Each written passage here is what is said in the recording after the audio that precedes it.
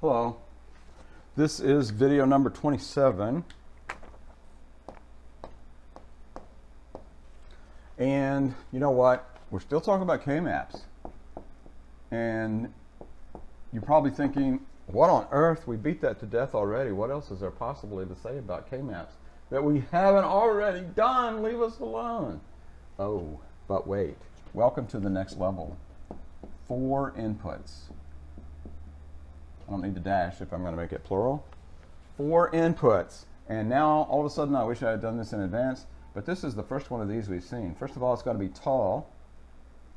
Why? Because every time we add a new variable, like W, X, Y, Z, and the output over here, I don't think I've used function 2 yet, so I'll call that function 2. Every time I add a new input variable, then I double the number of possible input combinations. In other words, I double the height of the truth table. Now I got to start at 4 zeros, go all the way up to 4 ones, and based on your binary number expertise, you'd realize that's going to be 16 rows. All right, real fast and put dotted lines to keep it straight. You'll see what I'm talking about. 0, 0, 0, 0, 0, 0, 0, 1. They still have to be in numerical order. This has still got to be canonical. 0, 0, 1, 0, 0, 0, 1, 1. And so that I have any chance whatsoever, I'm going to put a dotted line just to try to keep my rows straight. If you're using line paper, you don't have to do that, of course. The next one, 0, 1, 0, 0, 0, 1, 0, 1, 0, 1, 1, 0, 0, 1, 1, 1 dots. Oh, but 1, 0, 0, 0, 1, 0, 0, 1, 1, 0, 1, 0, 1, 0, 1, 1. Binary poetry. The last one. 1, 1, 0, 0. 1, 1, 0, 1. 1, 1, 1, 0. 1, 1, 1, 1. The end. Which is good. I'm at the bottom of the whiteboard. Now, we could view these as all different 4-bit binary bit patterns. Say what? Yes. Yes. All binary patterns of 4 bits, each one of those must correspond to a single hex digit. And I'll put that over here to the side, just as almost a review over here. This is 0 in blue. 1, 2, 3, 4, 5, 6, 7, 8, 9, and then we kick in with the alphabetic digits. A, B, C, D, E, F. All possible 4-bit patterns, all possible single hex digits, 1-to-1 correspondence. We've been taking advantage of that before. A lot of that stuff was just review. All of that was just to get the truth table set up so I could fill it in. Let's fill it in thusly. F2 is 0, 0, 0, 1. That's the column. And then what? 1, 1, 0, 0. And then what? 1, 0, 0, 0. And finally, solid ones. 1, 1, 1, 1. My dotted line's in the way. Where did I get those? I just made that up for this example. If we were going to do what we knew to do before today, we would write the canonical SOP. I'll put the word, I've been saying it but not writing it down. CANONICAL, SOP. That means no shortcuts. How do we generate these ones? This has not W, not X, positive Y and Z. Not W, not X, and Y and Z. Or, and you know what? I'm going to lazy out already. Look at this. That's a 4 input AND gate, a 4-way product. We needed all 4 variables to generate this one. And we're going to need 1, 2, 3, 4, 5, 6, 7 more. Is that right? 1, 2, 3, 4, 5, 6. No, I counted wrong. 1, 2, 3, 4, 5, 6, 7, 8. Well, you know what? 8 is 7 more, huh? So we're going to need 8 of those, and I don't want to write all 8 of those, so I'm going to put dots. Why not? Don't we need that if we're going to implement this circuit? Circuitly not. Why? That's going to be gigantic and tangled in a mess. Like a spider on drugs built the worst spider web ever. Yeah, I don't know that we're going to be able to fix it tremendously, but we can fix it some. How? Funny you should ask. How about a K-map? This K-map's a little different. We're not going to be able to squeeze all those ones in our little egg carton. No, we're going to have to go to Sam's Club and get one of those gigantic trays to hold eggs that's 4x4 or 8x8 or 16x16. Ours is going to be 4x4. Why? Because that has 16 squares in it when we fold up this truth table, and we need each one. Each one of those squares is going to correspond to one of the rows of the original truth table. And we need two variables over here now, wx, y, z. In gray code order labelings across the rows, down the rows and also across the columns, 0, 0, 0, 1, 1, 1, 1, 0. 0, 0, 0, 1, 1, 1, 1, 0. Whoops, that's not 16. Like so. Gray code going and coming. Now I've got to do is figure out where the ones go. This one goes at 0, 0, 1, 1. 0, 0, 1, 1. Right here. This one. 0, 1, 0, 0. 0, 1, 0, 0. Right there. Look at this weird thing. Weird phenomenon. Those two ones are just consecutive rows, one right after each other. But look how far apart they are in the K-map. Why is that? Well, they don't have very many bits in common. This is going to highlight the ones that have a lot of bits in common. That's the whole point of it. 0, 1, 0, 1. 0, 1, 0, 1 right here.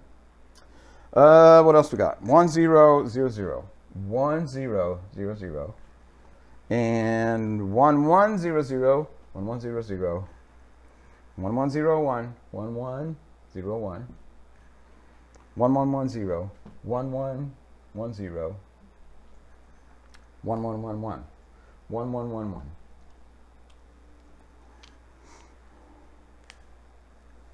Okay. And from this, rather than an 8 product wide canonical SOP, we're going to end up with the reduced SOP. And away we go.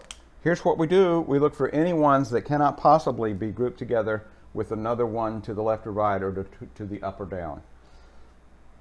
This one? No, of course. That can be grouped there. All of those are going to be bigger subcubes. Look at this one up here, though. Bless its heart. It's not next to anything left or right, or even with wraparound up or down. So this one's all by itself. Tiny little one, but it corresponds to the most complicated product in our reduced SOP. Why? Because all the variables still matter. Not W, and not X, and Y, and Z. All of that just to represent that this one should come on, should light up the light bulb when the W switch is off, the X switch is off, and the Y and Z switches are both on. That's what that means. Any other ones that are isolated and cannot be grouped? No. What about groups of 2? This group of 2. No, silly me, you knew better than that. That can be in the bigger one, size 4. Those, no, those can be in that whole row, size 4. This, no, that can be grouped with that other one, so we got a subgroup of size 3. I hear you yelling at your screen again. There is no subcube of size 3. Try that and see how that works out for you. See if you can find out what these 3 ones have in common. It's not going to work.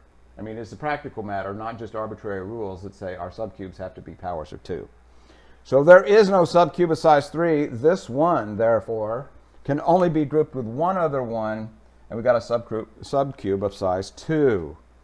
So our subcube of size 2, after we circle that, we've got to find out what they have in common. Those two have a W in common.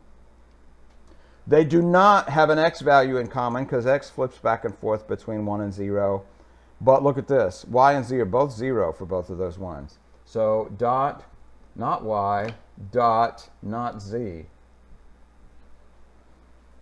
The pink product corresponds to the pink subcube. Or, are there any others of size 2? No, there are not. That row is just staring me in the face, so I'm going to go ahead and get rid of that. This whole row is a subcube. Those 4 ones. What do they have in common? Well, that's fairly easy to determine. They've got W and X in common. Neither one of them nodded. Positive W, positive X. And look at this, Y and Z go through the entire range of values without changing the output there. So we get to completely ignore Y and Z. For the green subcube, need one more color for one more subcube. And I know, I'm sorry, I apologize, that is so tempting just to circle those two that are left. And you could, and you come up with a reduced SOP that will work, but it's not completely reduced. Why? Because those two ones do fit in a larger subcube. And the larger the subcube, you can tell by looking at this formula, the larger the subcube is, the more the variables you get to ignore. So we get to ignore more variables this way. We get to ignore W. That's the one that we would not have ignored if we had just circled those alone. We get to ignore W. It goes back and forth. We don't get to ignore X. We don't get to ignore Y. Y value is 0. So we've got to put not Y, corresponds there. They have that value in common. And Z. We ignore Z. Now that still looks pretty complicated in addition to looking pretty multicolored. But think about what we had. We had 8. For the 8 ones, we had 8 4-way AND gates with knots on everybody and a gigantic OR at the very end. We're down to 1, 2, 3, 4 AND gates.